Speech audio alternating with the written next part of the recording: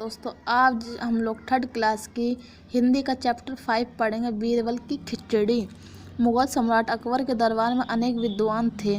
बीरबल उन्हीं में से एक थे। वह हंसी मजाक और चतुराई के लिए प्रसिद्ध थे। एक बार की बात है, अकबर बादशाह किसी गांव से होकर जा रहे थे। सर्दी के दिन थे। गांव के लोग आग जलाकर उसके चारों ओर बैठकर बातें कर रहे थे। जब बादशाह अपने साथियों के साथ वहां पहुंचे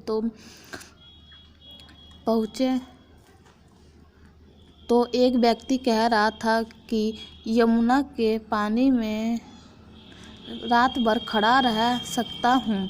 अकबर को इस बात का विश्वास नहीं हुआ। उन्होंने उस व्यक्ति को कहा कि यदि तुम पूरी रात पानी में खड़े रहो तो मैं तुम्हें थैली भर मोहरे इनाम में दूंगा। उस व्यक्ति ने राजा की शर्तें मान ली। अगली रात को वह व्यक्ति यमुना के ठंडे पानी में पूरे समय खड़ा रहा। सवेरा होने पर वह बादशाह के दरबार में आया और उनसे अपने इनाम की मांग की। बादशाह ने आश्चर्य से पूछा, तुम इतनी सर्दी में पूरी रात पानी में कैसे खड़े रहे? व्यक्ति ने नम्रता से उत्तर दिया, महाराज, मैं आपके महल से आ रहे दीपक के प्रकाश को देखते हुए पानी में खड़ा रहा।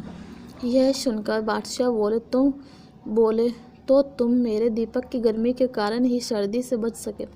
तुम्हें कोई इनाम नहीं दिया जाएगा। वह व्यक्ति बड़ा दुखी हुआ। वह उदास होकर चला गया। उस समय बीरबल भी दरबार में उपस्थित थे। उन्होंने सोचा, इस दुखी व्यक्ति की सहायता करनी चाहिए। बीरबल दूसरे दिन दरबार में नहीं आए। अकबर ने सोचा कि कहीं बीरबल बीमार तो नहीं पड़ गया। उन्होंने बीरबल को बुलावा भेजा। बीरबल ने कहलवाया कि मैं खिचड़ी पका रहा हूँ। खिचड़ी पक जाने पर दरबार में उपस्थित हो जाऊंगा।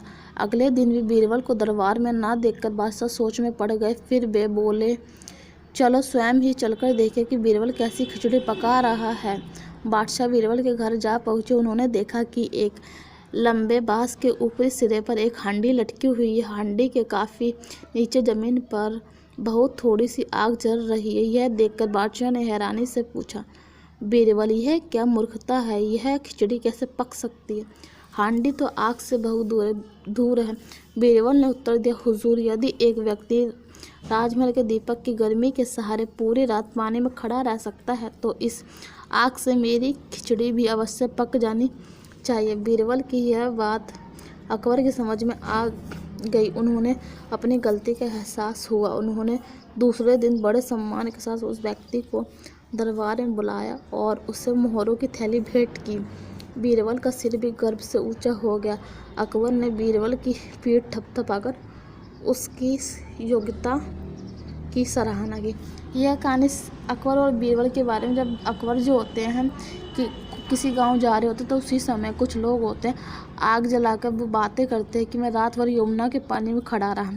तो ये बात सुनकर जो अकबर थे उन्हें यकीन नहीं होती। तो वो उनसे कहते हैं कि अगर तुम पूरी रात ठंडे पानी में यमुना के पानी में खड़े रहे तो वो उन्हें थैला भर के मोहरे देंगे। जब अगले दिन वह आदमी दरबार में आता है और बीरबल को अकबर को बताता है तब अकबर कहते हैं कि तुम मेरे दीपक के जरिए पूरी रात खड़े रहे, क्योंकि दीपक से गर्मी पैदा होती है ना, अक्सर इसलिए। इसी का सबक सिखाने के लिए बीरबल ने उन्होंने छुट्टी की थी और कहा कि वे खिचड़ी बना रहे हैं। खिचड़ी वह एक अंडे में बना रहे थे, नीचे थोड़ी सी आग जल रही थी। इसीलिए जब बीरबल उनके दरबार में